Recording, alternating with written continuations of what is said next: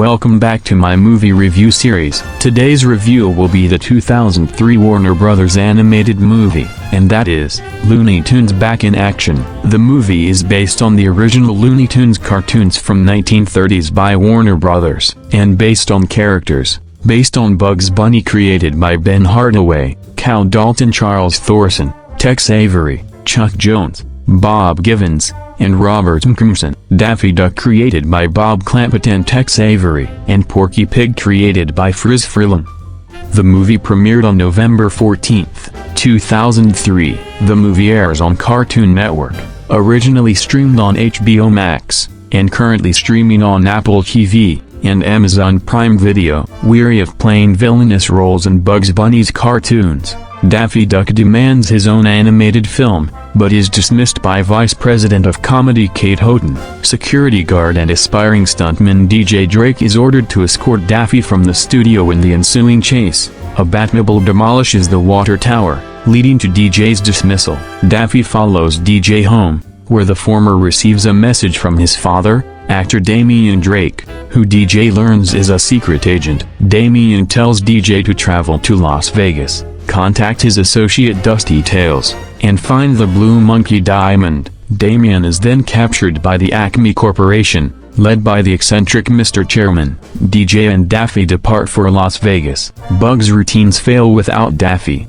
Kate is told to rehire Daffy, or face termination herself. Kate and Bugs arrive at DJ's house, where they find Damian's TVR Tuscan and use it in pursuit of DJ and Daffy. Now it's up to both groups to travel the globe, meet up with each other, retrieve the Blue Monkey, and uncover a nefarious plot. The story is decently well written and paced, has a pretty comedic and adventurous tone with plenty of decent jokes, action-packed and adventurous scenes, and isn't meant to be taken seriously as it's intentionally silly and cheesy, just like a classic Looney Tunes cartoon.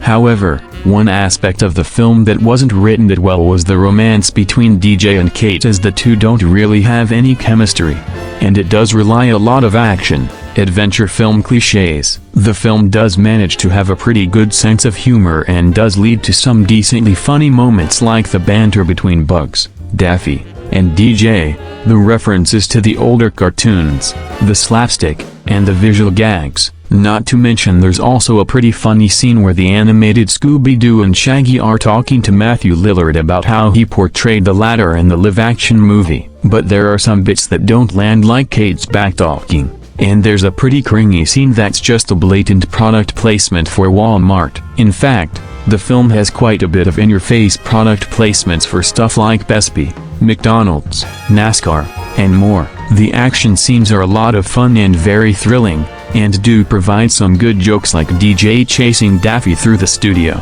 the car chase in Las Vegas, Elmer chasing Bugs and Daffy through the paintings and the Louvre, which is probably the best scene in the movie, and the final battle in space, which is also a big love letter to Duck Dodgers.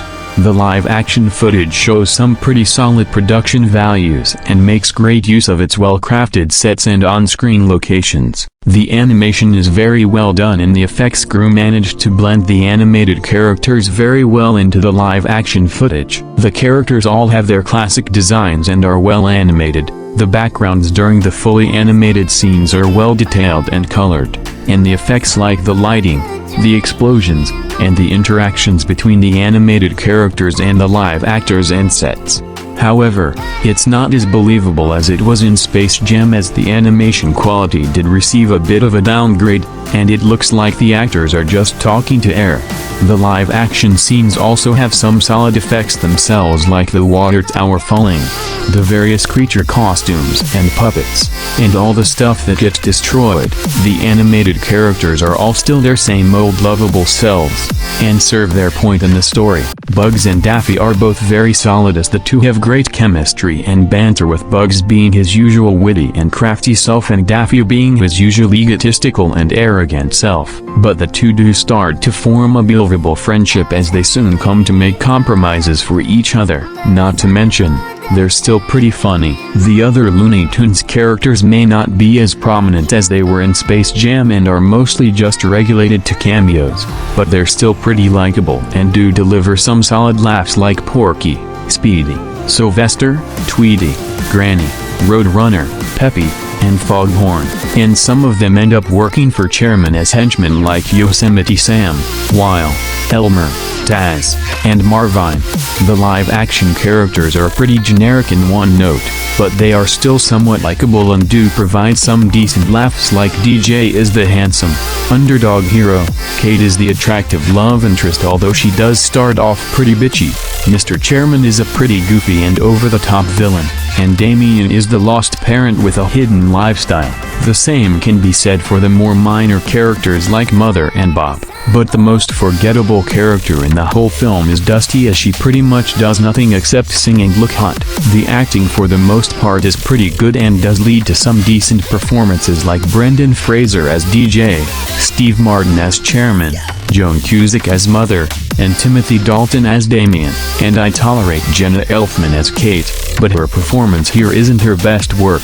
The voice acting is also pretty good with Joe Alaskey as Bugs and Daffy, Billy West as Elmer, Jeff Bennett as Yosemite Sam and Foghorn Leghorn, Eric Goldberg as Marvine the Martian, Bob Bergen as Porky, June Foray as Granny, and more. The music by Jerry Goldsmith and John Debney is very well composed and captures the film's comedic, upbeat, and adventurous tone. It's a pretty good score for Jerry to go out on, as this would be his final score before his death 8 months after the film's release. Verdict: 9.5 out of 10.